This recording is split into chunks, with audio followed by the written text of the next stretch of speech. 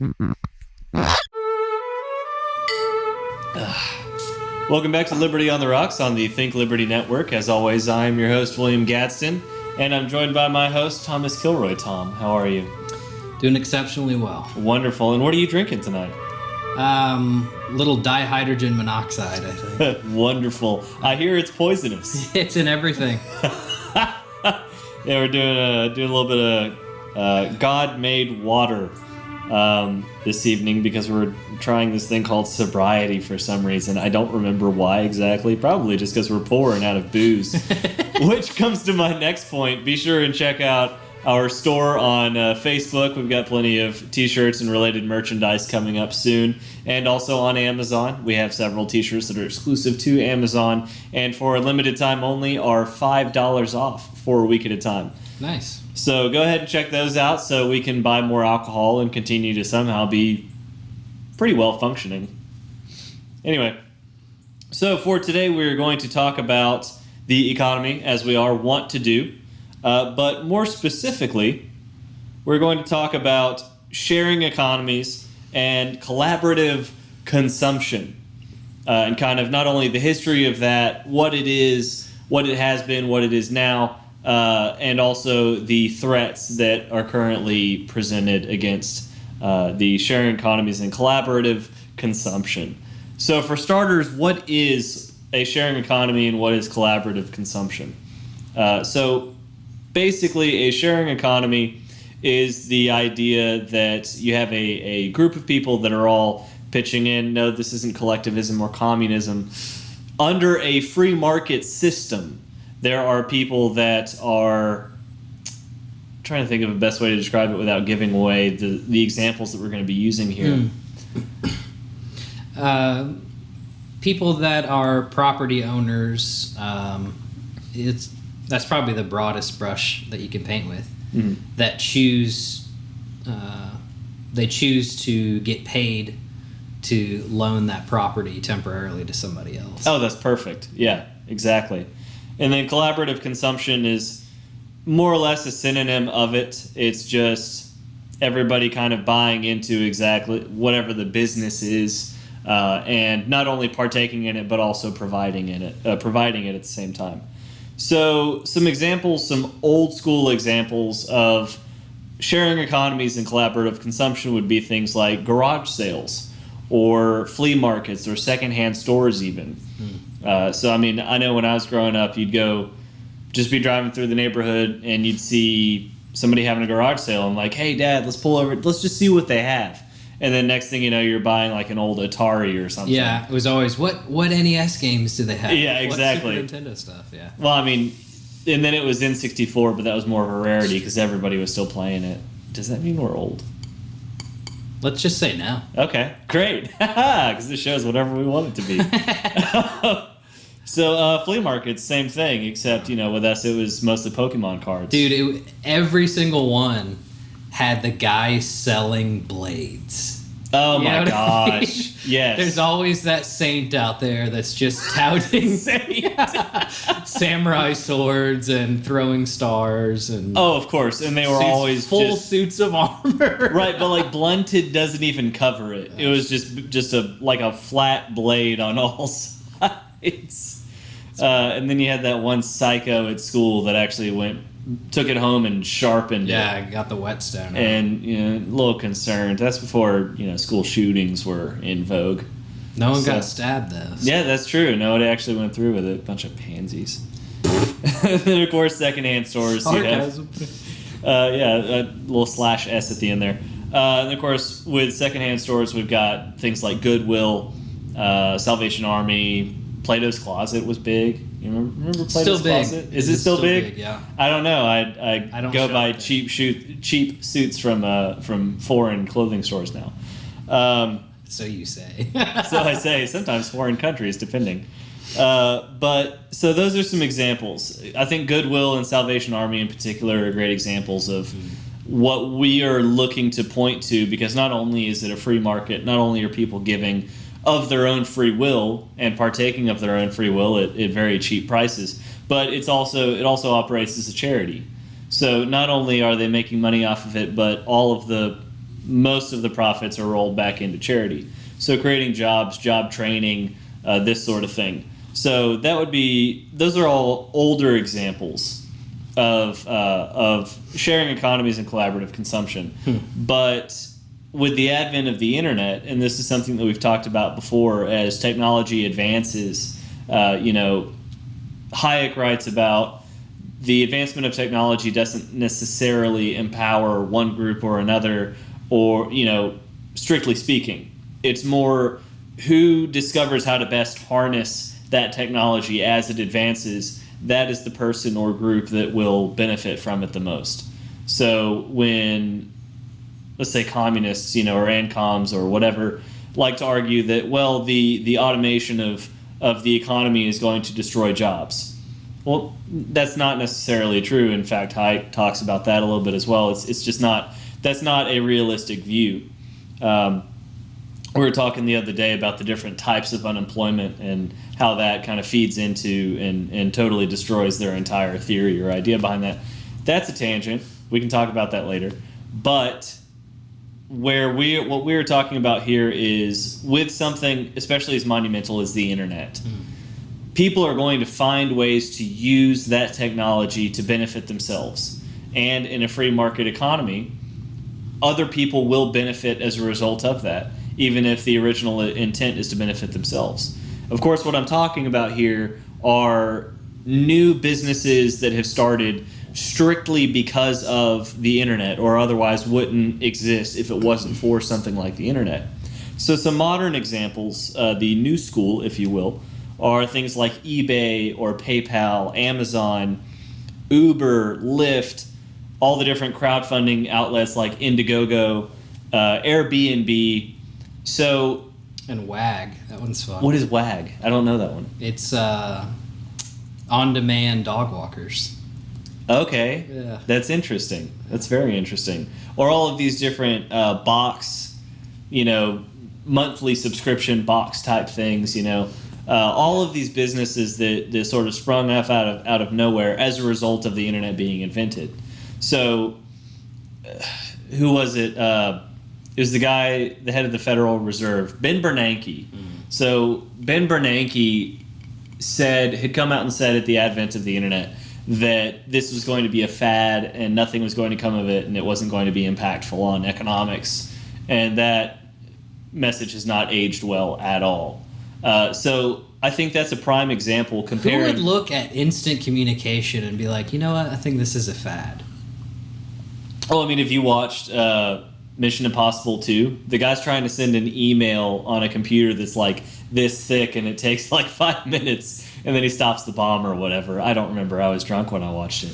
But the point here being, people saw the potential in something like the internet coming about and saying, I can use that to make money. And as the free market does, it finds a way to benefit those people because they found a way to harness this new technology. And of course, in creating these businesses, they create jobs, which is what I was talking about, or at least alluding to, with it benefiting everyone. So the consumer wins here, the employees win, the employer wins, everybody wins because that's the free market. But what I want to talk about specifically, because this is something that's fascinated me for a long time, is these companies like Uber or Lyft or crowdfunding, Airbnb, where there's not any buy-in, right? So there's not a heavy load of money that needs to be placed into the business in order to start it. So let's take Uber and Lyft, for example. You see where I'm going with this? Yeah, but of course I wouldn't be me if I didn't sit here and be like, is that true? Is that actually true? So let me clarify. On the scale that it has become and that they originally set out for it to be with. So basically what I'm saying here is look at Uber or Lyft, for example, and those are, of course, are in direct competition with one another. That's called foreshadowing. Hey! So, but with something like Uber, they said we're going to create a company or a business that is going to compete with taxi companies, right? So if you own a taxi company, you have to buy the cars. You have to pay for the maintenance. You have to pay the drivers. You have to get licenses from the local government or the state government. You have to renew all of those licenses. There's an enormous amount of cost that goes into a company like that. So Uber came in and blew that entire concept out of the water and said, instead of requiring all of this startup capital, we were going to have some employees that can set up this website, build this app, and we're going to harness the power of the internet, but not just harnessing the power of the internet. They're essentially going to crowdfund employees. So, of course, we understand that all Uber drivers are categorized as contractors or contract labor. So that cuts out a ton of regulation on the local, state, and even federal side as far as hiring people. Not only that, but using that same system, the drivers themselves, the employees themselves, get to choose when they go on and off shift. They choose how long they work. They can take sick days whenever they want. This is one of the purest examples of the free market at work that we see in the modern day, and that's what really blows my mind. That's what I was getting at. But what was your counter, just out of curiosity? Well, the only thing that popped up, I guess you could automate, but I mean, you got to pay the bureaucrats somehow, people to look at background checks for that driver, make sure, are they actually insured? Oh, sure. So there's a little bit of follow-up before they get vetted, but I guess that happens all on the front end. Right, and that's what I mean. I don't necessarily mean to say that they were able to start this company on nickels and dimes. Yeah. I'm just saying when you compare something of no, you laid it out that really size, well. I mean, exactly. Price of maintenance and everything on the cab, and compared to and then I don't know. We're just gonna dive into cronyism, but like greasing the palms of who needs to get paid for you to operate your cab company and not get burned down, which is also foreshadowing. Right. But and then of course Lyft comes in and says we're going to do the same thing, but we're going to do this, that, and the other that sets us apart from our competition. And there you go. You have a price war between the two companies, which again the consumer wins in this case. This is economics 101. Well, it should be. AirBNB is another one that I really wanted to touch on though, because in my mind at least, it's the same concept, just in a different product, right? So instead of ride sharing, you've got home sharing, for lack of a better word. If you're a homeowner and you don't live in the home you own, so you're in a position where you could do something like this. You could say, well, I'm not using it right now, but I still have to pay my mortgage, property taxes, got to keep the lights on for when I am there. Yeah. I'm just burning money if I'm not using it. Yeah, whenever a festival or something rolls around, I have never used that service, but wouldn't be a bad idea, I suppose. Exactly. And it's right there. So essentially these entrepreneurs that came up with these ideas and are now, have ungodly amounts of money, as they should, they saw an opportunity using the technology available. They had an idea and they made it happen. And now they're reaping the benefits of their labor, which, again, absolutely nothing wrong with that. But more to the point, using this kind of model is, again, it's not just helping the people that came up with the idea, it's helping the everyday person. And that's kind of the point that I want to hone in on here, is that it's about the owner of the vehicle that now has a part-time job or a full-time job, if that's what they want to do. You've got people that traditionally had trouble getting a job, like younger people or college students, even ex-cons. No, I think that's huge. It's absolutely. I think I was watching like an older Stossel report, but just kind of in the comment thread on YouTube, it was like, man, these folks, depending on the crime, they're condemned to a life of, sub-citizenship for this. Right. Whether it's financial or whatever. And then what's the extent to how long they should be punished? Right. Like it's forever though. Well, and that's a topic that we're going to discuss in a future episode of On the Rocks. I've been mulling I've over had to that think about for that a while. lot. Yeah. Absolutely. So even more foreshadowing there. But no, we are going to talk about that. Yeah. But you see what I'm saying. The economy by way of the free market is creating jobs without the government doing anything at all. Just it didn't even have to get out of the way because it wasn't in the way in the first place. This was a totally original idea. And in doing so, you are returning sovereignty, as we've talked about before, you're returning sovereignty to the individual, which is exactly where we want to be. You're empowering people to take care of themselves, which is exactly where we want to be. And this is happening, again, without the government getting involved at all, besides the whole military inventing the internet. But that's that's when you get into the whole tactical to practical argument. Yeah. Well, and in the same idea, in that same thought process, plastic surgery would not be what it is without advents in medicine from the Civil War forward. I did not know that. Oh, yeah. Let's go down this rabbit trail a little bit, because that's really interesting. Yeah, so the American Red Cross, I guess, was Florence Nightingale. I think that was founded. She was a nurse in World War I? Possibly, or maybe that was I don't remember. I'll look it up later and we'll put it in the comments. I should know this. Yeah, we'll drop that in there.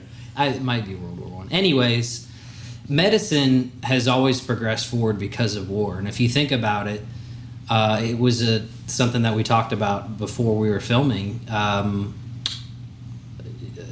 The necessity is the mother of invention. Yes. And it's sad to say, but folks that are born without a hand or even people that were hurt in a machining accident, in the 1900s, it was just kind of, okay, that's your life now. Mm-hmm. Can you hobble around on crutches? No, I lost my hands, not my leg. Oh, okay, well, I'm sorry.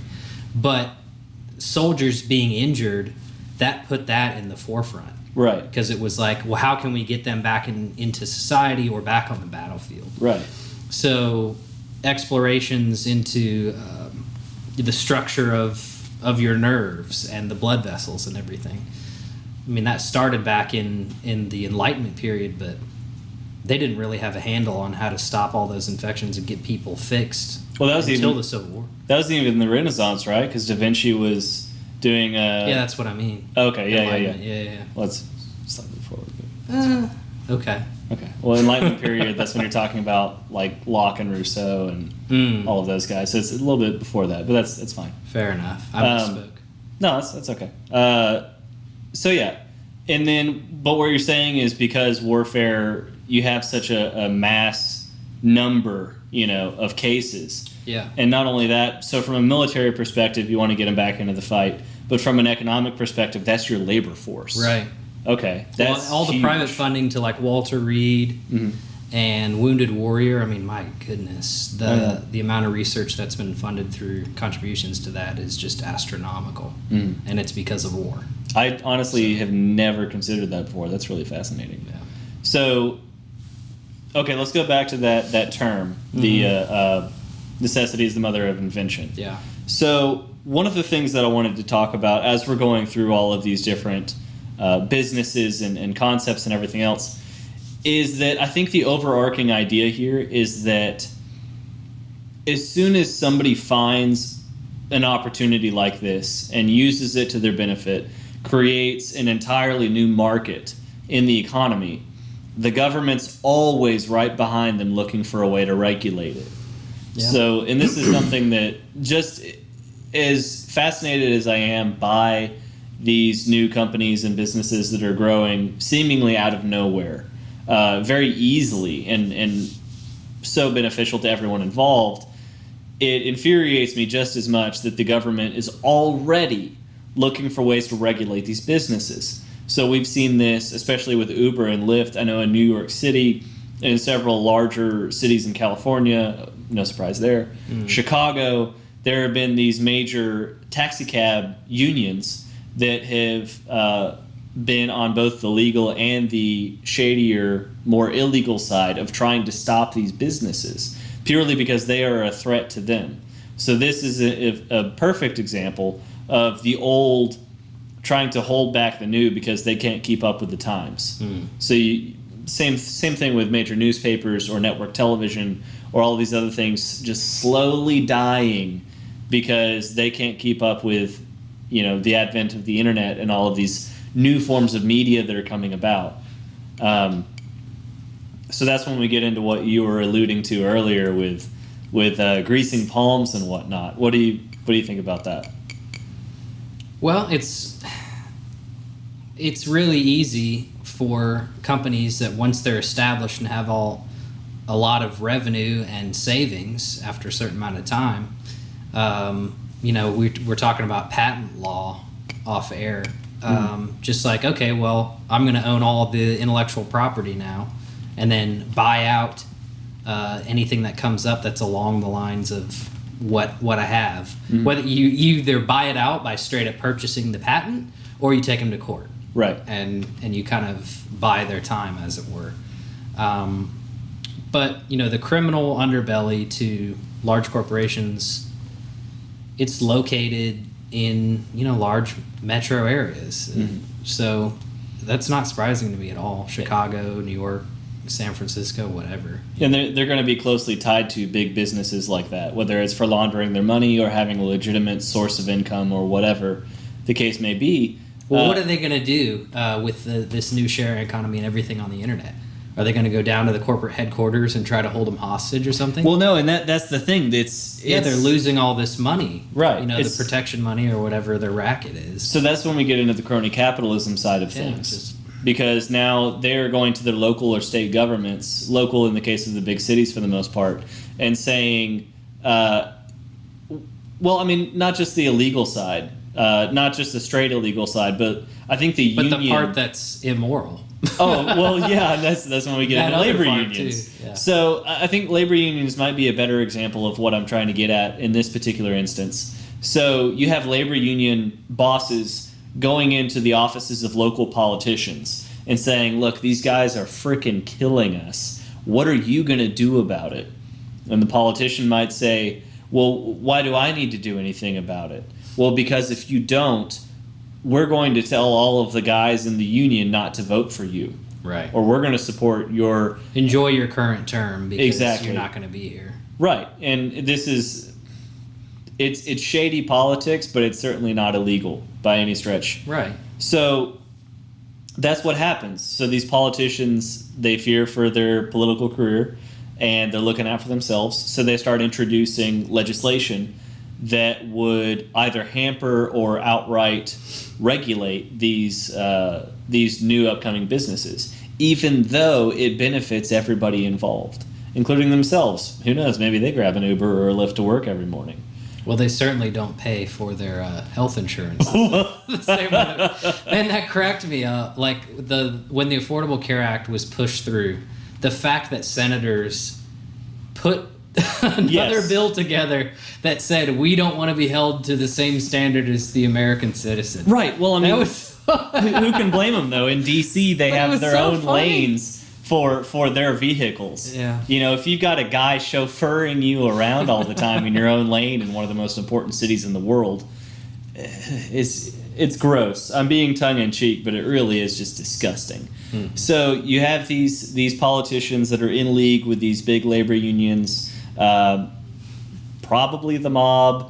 I won't say definitively, in case somebody shows up at my house. Hey, I heard you have a problem with us. Well, who knows, right? I'm doing. I just realized I'm doing the Italian hand thing. Not all mobs are Italian. Not all mobs are Italian.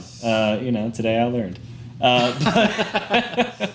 But the point is, as soon as these new successful businesses spring up out of nowhere, people want to stop them instead of becoming part of, instead of being part of the problem instead of being part of the solution. Yeah. To borrow the phrase, but instead of it's like when you're in school and you try really hard to cheat on a test. I know, obviously, you never did anything like that. No, we can talk about that. Or you're looking for a shortcut. I didn't really, but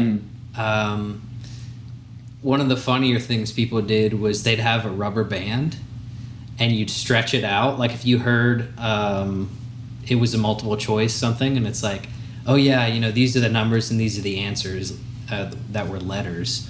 You'd see like people stretching out the rubber band, and you could read it. And then when you let go, you can't read it anymore. That's actually pretty freaking smart.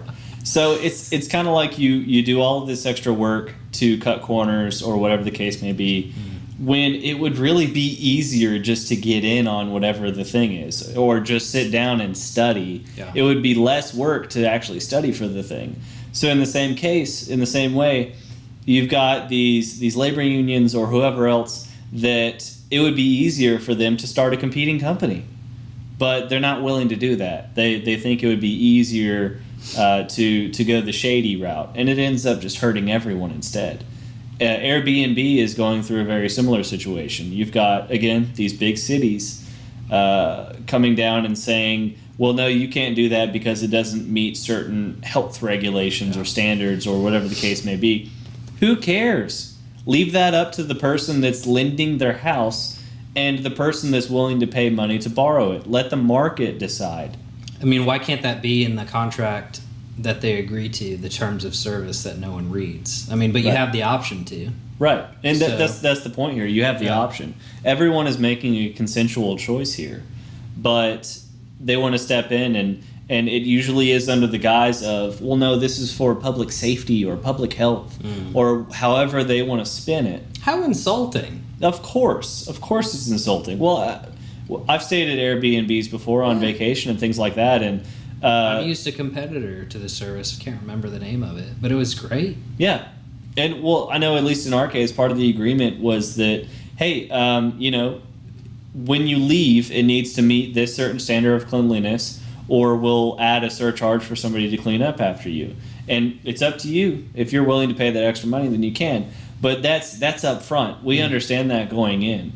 But we'll have these local politicians trying to draw up legislation based on the idea of public health. Well, we've decided that this won't meet the standard that we have set for you. You're welcome. And that's the world we're living in now. I also wanted to discuss crowdfunding. So we've got Indiegogo, GoFundMe, of course. Kickstarter. So Indiegogo and Kickstarter are more geared towards raising money for specific products or businesses, movie ideas, whatever the case may be. No, well, probably, yeah, I guess. Whereas GoFundMe is more of a mixture. You can do whatever you want. Yeah, you can really do whatever you want. But GoFundMe is generally, at least from what I've seen, more geared towards this person needs help with medical bills, or I've seen a lot of stuff for hurricane relief after Florence, you know, things like that. I saw a really bad scam on there. Oh, I'm sure that GoFundMe. happens. And it's anecdotal. Well, I didn't fund it, but it's one. Why didn't you fund it, Tom? Because it looked like it was bullcrap. Okay, and you chose not to fund it. Right. Great. Yeah. Continue. But basically, the story is this. Well, it was a married couple, guy and his wife, lied to their kid and said that he had cancer. What the hell? And the kid was old enough to understand, but wasn't getting it. So they got him to like go and hang out with this college football team that he wanted to be a part of, and people would ask him when he had his treatments, and they told him that was something else. So, yeah, they were like, "Oh yeah, so you've had like you've got leukemia, you've had like chemo treatment. Oh yeah, it's tough." Oh my god! And like none of it was real. That's horrible. Yeah, but that poor kid. Oh, of course, and that's awful. So this would have been a little over a year ago now, but when Kickstarter was becoming a lot more prevalent, and it was still a very new thing. Along with Indiegogo and Kickstarter, GoFundMe, all of those different outlets coming online, Dianne Feinstein, again, no surprise there, was pushing for legislation to start regulating these things. So Yeah. Yeah. I read her early stuff when this was going on. Oh my gosh, it makes me so angry just thinking about Let's it. explain it to yeah, her. of course. So the proposal was that if you wanted to set up a funding project on one of these websites, then it would have to be authorized by the government before you could set it up legally. And so the idea, am I missing anything? I know those are broad strokes, but... It's true. They're going to have to hire a bunch of bureaucrats to Oh observe. gosh, that's so much worse. Yeah, they're going to have to hire a team, a special department and division of government to look over these proposals. You are going to be basically submitting a business plan like you would to a traditional venture capitalist. Hey, I need you to fund this. But it was under the auspices that, well, is this going to be deceptive? Right. Basically, is it the case of you're both lying and your kid doesn't have cancer? Right. And you're trying to get money? So, when I was listening, I don't listen to NPR anymore because I just get furious at it and start yelling at my steering wheel. But when they were talking about it on NPR, they were saying that this was to protect people with low incomes or people on fixed incomes, Social Security, that sort of thing. But, okay. So I'm just going to go on a rabbit trail here Yeah, because statistically, it is true that people with a certain amount of income spend almost all of it. They live hand to mouth. But yet, that kind of legislation has nothing to do with Home Shopping Network. Right. Or QVC or anything where it's like, let's be honest, like that's almost the same thing. Sure. We're explaining this product to you with a video and audio presentation and a salesperson. Do you want this or not? Right. All of those are the exact same. There's no difference other than we're supposed to believe that they have, QVC and Home Shopping, they've got authority and credibility. That would be true, but that's the only difference. Right. But it's your choice whether or not you want to buy it. Yes, and spend all your money. That's the point here. So, excuse me. So if they were able to push that legislation through, then you're looking at all of these businesses and companies and products and everything else, or just people that need help, are going to have to wait longer in order to even set up an account for their project or whatever they have going on. They're probably going to have to pay a fee. Dude, the taxes on that are going to be hiked. Yes, because all these new jobs that are created. Yeah, the government created somebody. As soon as you started describing that, I immediately imagined the guy in 1984, like getting the paper out of the tube, and he's like, "Oh no, this is now corrected to blah blah blah." Line stuff out, and like I immediately thought of that. You would just have would be the a exact cubicle same. farm. Yes, of all of these people getting it out of the tube and reading it, and lining through stuff. Isn't that That would be the exact same. that's absolutely terrifying. That's what you would be looking at. So before you can even start trying to raise funds for whatever it is, you're already out of pocket because the government said so. Because the government has to protect us from our own decisions. It just absolutely infuriates me just thinking about it. So those are the kinds of things that have already been proposed to counter these. Again, these entirely markets that have been opened up on the economy. I think that got shut down. It did not go through praise Jesus, but just the fact that the government pushing these kinds of things when they're barely out of the cradle, But that's a good segue into my next point here. Is that overall it seems like whatever part of the market that you're talking about. So whether it's crowdfunding or something like Uber or Airbnb, the entrepreneur, and this cycles back into necessity as another invention. Well, in this case, it's not even necessity, is it? It's just it's benefit. It's success. They don't necessarily need to create a new business, but because we live in a country with a relatively free market.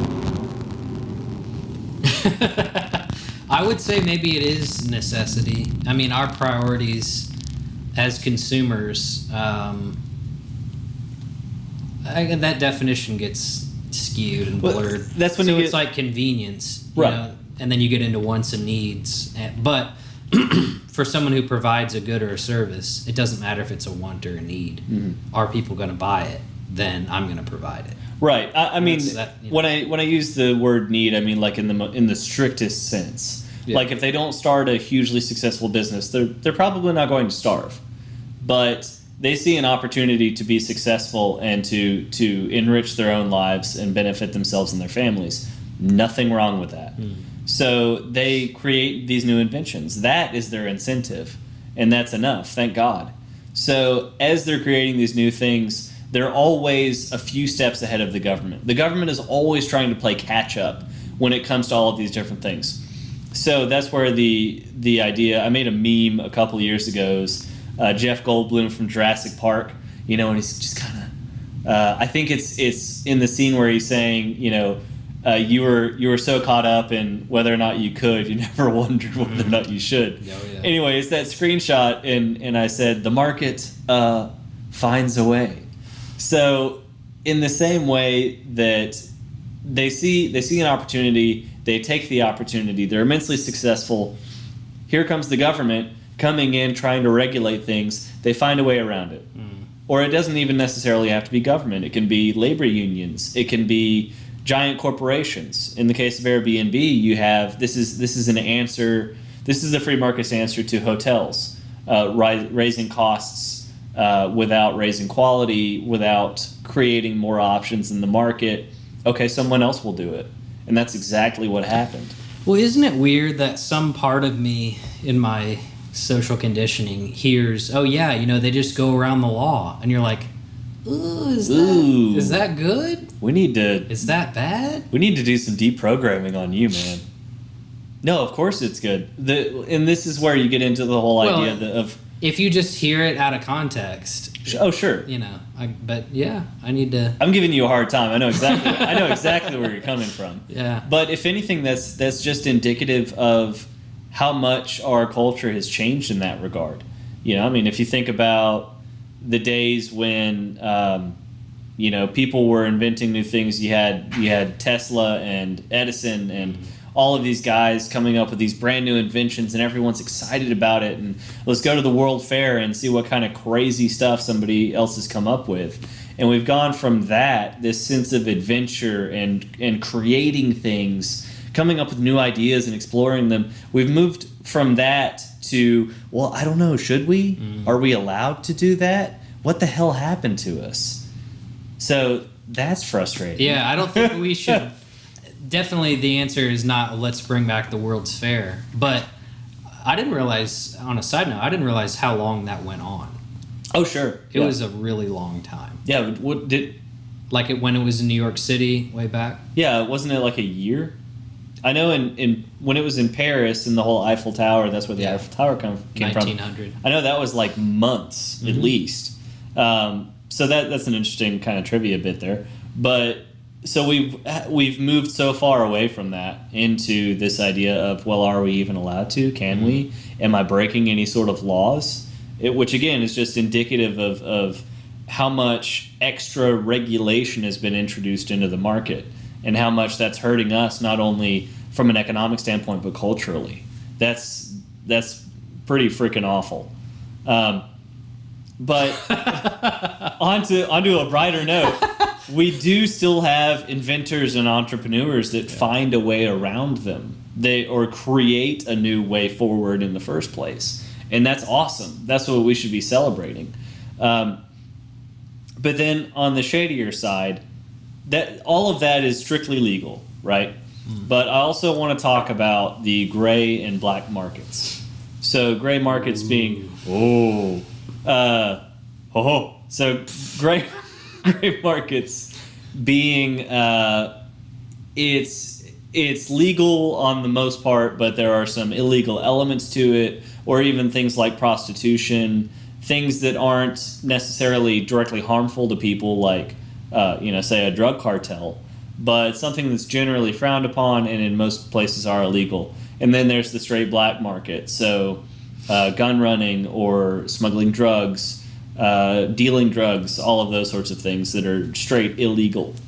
Yeah. So, well, just even interstate cross borders alcohol distribution, or even selling guns. You know, if hypothetically I was to sell one of my handguns to somebody that's just up the border, like an hour away, because we cross a state border, not even we could literally meet face to face. You know, he or she could drive down here, or I could drive up there. But because my residence is in a different state from their residence, it has to go through an FFL, a federal firearms license holder. Yeah. So essentially, I would have to send it to a dealer and pay them. They would have to call the FBI and the ATF. They would have to go through all those proper channels. And then on the other end of it, when the person that's buying it from me, they have to go to an FFL holder to receive the firearm, pay that FFL holder, and go through the exact same background check that they would have to go through for purchasing a firearm from a store. Because there's no loophole there, guys. So even something as simple as that has to go through all of those different steps. So if I were to, again, meet up with this person face to face and just straight up sell it to him, I just committed a federal crime. And so did the person buying it. And it could be a difference of a couple feet. Of course, because of the state border and whether because it's the state border. Huh. So interstate commerce is more heavily regulated than probably since it's ever been. Yeah. So there's all of these different things that you don't really see them as part of the black market, but in reality, that's exactly what they are. Now, we were talking about technology on one of the last episodes, and I saw, I don't know where it was from, but it was, X number of professions that are going to go out of style. One of them was a detective because of so much closed circuit TV. Oh, wow. And how the quality of those cameras has improved, dramatically to where you can get the person's face and the audio's clean on it. It's pretty easy to catch them. Wow. And then you can automate that eventually. Eventually. It's not very far away, though. Yeah. So in the same way, the market's going to find a way, even if people have put laws in place to try to counter it, or at least stem the tide of it. Yeah. So that's when we have the black and the gray market. It's just as much a part of the market as the legal side is. But a lot of people kind of overlook it or dismiss it because, well, yeah, I mean, that's all illegal, so we don't need to worry about that stuff. The government's going to take care of it. But you look at... Well, by that same logic, then that means that there are no murders, there's right. No one runs a red light. Well, that's kind of the crux of the whole argument here, isn't it? Because people are going to find a way to get around it, just like they are more run-of-the-mill regulation. Yeah. So I have a guilty pleasure of watching... How are we doing on time? I needed to set it to where it displayed something other than just seconds, so I don't know. No I idea. cannot do the math. We can absolutely cut this into... That's a lot of seconds. We can cut this into multiple episodes if we really need to. I don't know. But, oh no, we're good. We got about 20 minutes left. Okay, cool. So, anyway, as I was saying, I have a guilty pleasure of watching these drug documentaries on Netflix, and there's a lot of them. So one will follow, Mexican drug cartels or, cops just across the border. There's a couple that follow the dealers and the cops at the same time, which are really interesting. But you get into a lot of the techniques and tactics that the law enforcement officers use to counter the drug dealers or suppliers or growers or whatever, and the tactics and techniques and technology that the illegal side uses to counter the law enforcement officers. So both sides are finding ways around what the other side is doing. But more to the point, on the illegal side, these guys are frickin' geniuses. I mean, the way they'll come up with ways to smuggle drugs across the border, or ways to hide and distribute drugs once it's in the States, or whatever the case may be. Man, I mean, talk about geniuses. They're finding ways to make technology work for them, or ways to outsmart the competition, in this case, law enforcement. So these guys are absolute geniuses at figuring out ways to get around whatever it is that law enforcement is trying to do to stop them. But the point here is that law enforcement, more times than not, are several steps behind them. So you'll see all of the law enforcement officers in the briefing room or whatever, and they'll have somebody up front saying, okay, we just found out that the smugglers are now doing this thing to get drugs across the border and transport them. Hey guys, we just figured this out. Like, how long have they been doing that then? And more to the point, what are you going to do to counter it? Now you've got to figure out how you're going to get around that. Now that you actually figured out that they're doing something new. You know, so they're always playing catch up, which is good news for the entrepreneur. And somewhat unfortunately, also good news for those that are doing illegal things that are legitimately dangerous to other people. Now, this is a rabbit trail, I guess, but Sure. something I've always wondered is, does DEA's jurisdiction go across the border, or is it... No, so the DEA, from what I understand, Yeah. the DEA is strictly domestic. So I'm sure they can probably do something in coordination with the foreign government, or if we're in a position where we occupy the territory that they're operating in. For example, the DEA has been sending agents to Afghanistan ever since we've been in there because of the They make huge all the poppies to correct opium. yeah. So they'll be in there assisting the military, tracking down whichever warlord is funding their own small operations on the poppy crop, or sending, processing it into heroin and sending it out to eventually come to Europe and the U.S. And so, the FBI is supposed to be also within the U.S. Supposed to be, but in the same way, they operate in a lot of foreign countries as well, either assisting and advising the local government's equivalent, or again, in Afghanistan, they've Really? been regularly operating in FBI in Afghanistan. Afghanistan. Yes, and Iraq.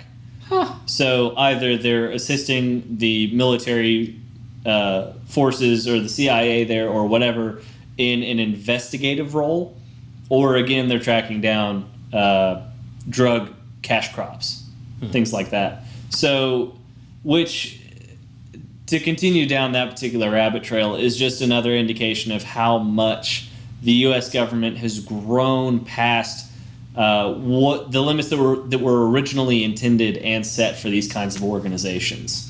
Many of which are completely extra-constitutional in the first place, which is a rant that I've gone into on Liberty Bites. I won't wear that out. Yeah. But, yeah, absolutely. I mean, nothing makes sense anymore. Everything's upside down.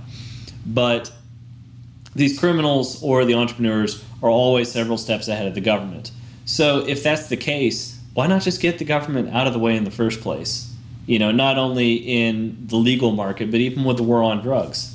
I personally think, and this is a rabbit trail, but I personally think that, yeah, let's legalize everything besides meth and like heroin, opioids.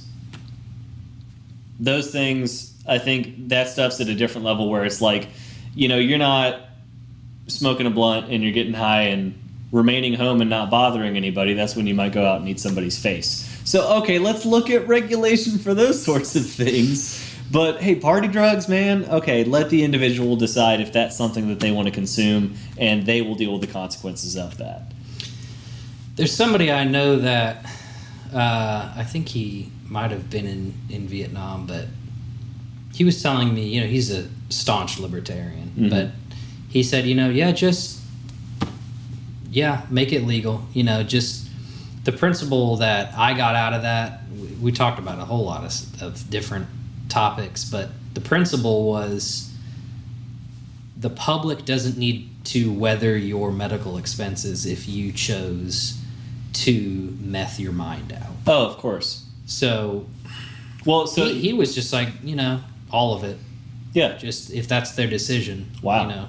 There'll be a strange adjustment period, and then people, like you said, laws in the first place are to mitigate and not eliminate. So it's like they're going to do it all anyway. And I'm going to segue into, I told you I watched that piece on fraternities. Should we even have them? Right. The ending argument was, well, the thing they posited was, should we have them? Should we not? Blah blah blah. And I was yelling at the TV. But I was like, okay. I'm so glad. I assume you've learned that from me. But I learned it from watching you. Sorry, go ahead. What I came away from that was, you have them all in one area on campus where you, if you want to regulate, they're on your property. You can dictate what they do. If you get rid of fraternities, all of that will leave campus, and then it becomes an extra legal issue. So you didn't actually get rid of it at all. It just went underground. Oh. So exactly what I wanted to get into as far as the black and gray markets. So to use an extreme example, during the reign of the Soviet Union, 80% of all of the people in the Soviet Union, across all of the different republics that made up the USSR, across all of the socioeconomic spectrum within the USSR. So everybody from the minister of such and such to the peasant, everybody, 80% of them took part in the black or gray market. 80%. So it's not that, well, let's make it illegal and we'll even mitigate it. If people want to take part in a good or service enough, they are going to find a way to do it, even if you make it illegal. So that's when we get into things like the drug war and things that are a bit more controversial. It sounds like your friend probably will, score more points on the libertarian purity test than I would in that case. Yeah. At least as far as drugs are concerned. But the point is, this is going to happen. The market is going to find a way. It's just a question of what category you want to put it in. So as soon as all of these different things come up, even with, so I mentioned before, it's not just the government, or it's not just unions, it's also corporations. So I used AirBNB, comparing that with the hotel market as an example. So one of the things that also kind of catches my interest, but I have absolutely no expertise in, is the technology side of things. Okay. So when I was a younger warthog, I had a friend of mine. I just bought an Xbox 360. And that was the big thing. And a buddy of mine, he said, "Hey man, I can mod that for you. Like this had barely been out a year. Yeah, dude, I can mod that for you, and you can play copied games." I had no idea this was a thing.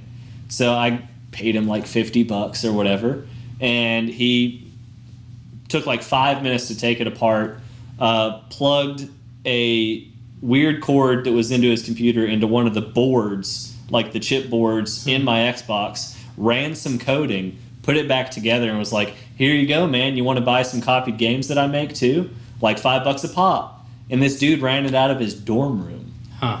And yeah, man, I played the crap out of some pirated games. So that's what's very interesting to me, is that as soon as this new technology, whether it's hardware or software or whatever, you've got people that are in their dorm rooms or in their workshops or wherever buying this new tech and tearing it apart and finding ways to reverse engineer it or improve it or pirate it or whatever.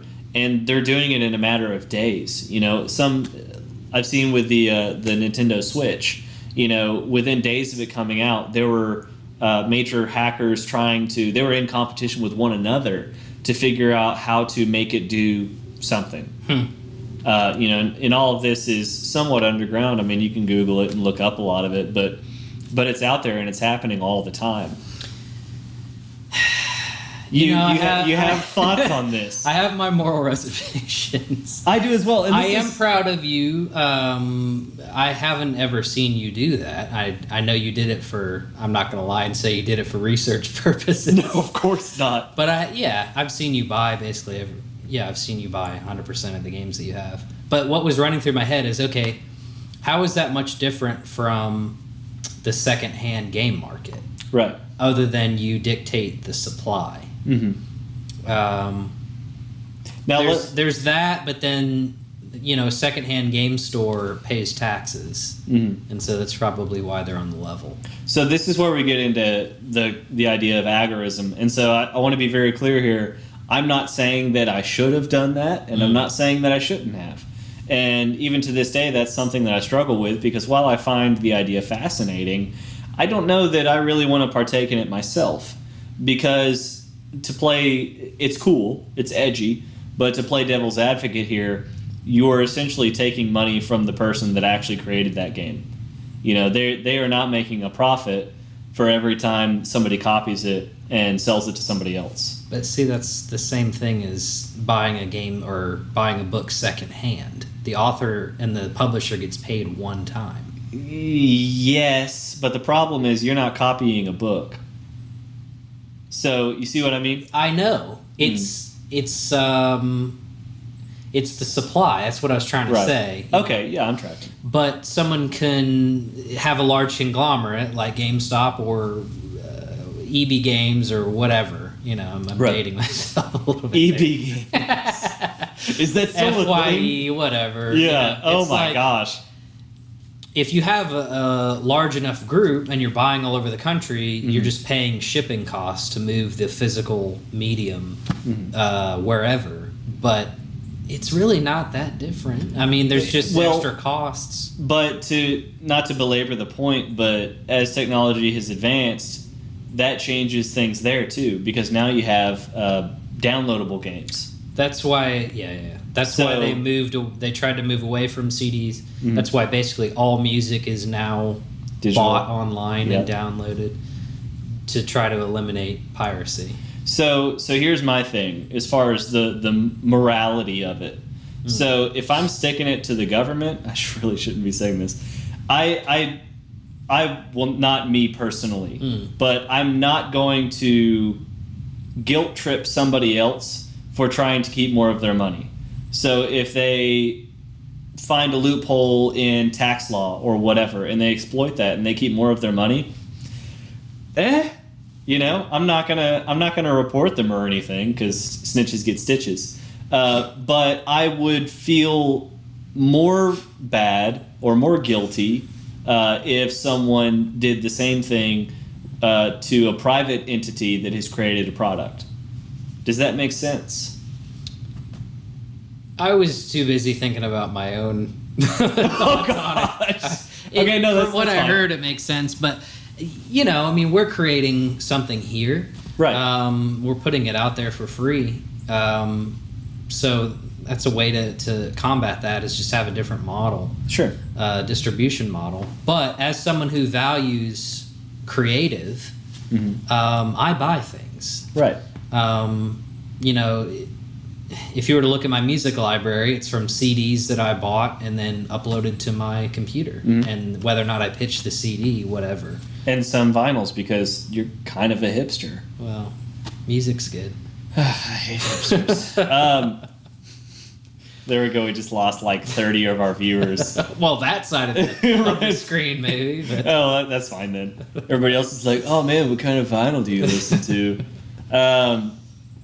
Just Dark Side of the Moon on repeat, man. Which, okay, I can't really fault you for that. But you see what I'm saying? I think there is a legitimate dark side. I actually didn't even mean to do that. I'm sorry, that was not an intended pun. Sure. There's a dark side, morally speaking, to this as well. And that's something that I think we do need to point out here. So, like I said, I would personally split it between, well, who are you screwing over here? Are you screwing over the government, in which case you're not really screwing them over, you're just keeping more of your own money. I don't have a problem with that. But if someone has created something and they're trying to make money off of it, in my mind, they deserve to make money from the work they put into it. So I would kind of have a problem with that. Yeah. But that's why you don't get copied games anymore. Yeah. Right. I did at the time, oh yeah, it's cool, it's edgy. But now I'm kind of like, yeah, I'd kind of like that studio to still exist in 5 years. Exactly, yeah. They made a quality product and they deserve to make money off of it. Yeah. Now, if they're asking too much, then I'm not going to pay for it, but I'm also not going to copy it either. And that's just my own moral code. Yeah. My wait for personal price drop. my personal moral code. Yeah, or I'll wait till there's used coffee at GameStop. Yeah. But I mean, I guess that's pretty much all I wanted to cover here. Well, let's get into why someone would say the sharing economy is bad. And I know that we touched on that before, but just where do you get off saying something like that? I honestly don't know. I haven't seen enough of people trying to argue with it, other than mostly from the government side of it, saying that, well, we've decided that it doesn't meet these arbitrary standards that we have set. And of course, because they control all of the force, they have a monopoly on enforcement, then they can pretty much do whatever they want, unfortunately. But I haven't really seen any ideological arguments against it. Even with, and I'm imagining here, but even with ANCOMs or tankies or anything of the sort, even they would have to admit that this is empowering the individual at the lowest level, so the proletariat, to combine forces and create jobs for themselves and provide for themselves and all work. It's kind of a collectivist system. Of course, it's all voluntary, and that would be the key difference. But yeah, you got a bunch of people coming together and forming a business together through consensual transaction, through somebody saying, yeah, I'll drive a car, I'll drive people around if they're going to pay me this amount. I don't see how anyone could argue with it on ideological grounds. Have you seen anything? I don't know. What I've seen was probably some politician who was elected through union donations, Mm-hmm. and oh, this is damaging the taxis, and oh, this is hurting the hotel industry. But it's like, okay, then just government needs to get out of the way, right? And these hotel conglomerates just need to buy up a bunch of homes Mm-hmm. and dedicate them to rentals, dedicate them to like a hotel type vibe. You want to put Airbnb out? Do that. But well, that's zoned for residential, and that's Right. a business that owns that. It's Mm-hmm. like,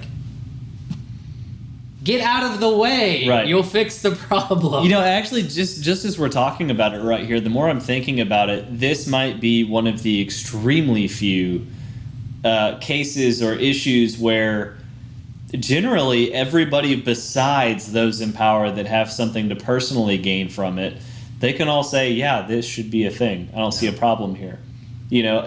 Compare that to something like firearms. There's an emotional argument to be made there. Well, what about the children? We need to take everybody's guns. There's not really an emotional argument here. So I think that is something where, that meme where there's the two guys grasping hands over an issue. Yeah. This might be one of those issues. You say that, but I could see someone trotting out all the cases of someone being attacked in an Uber.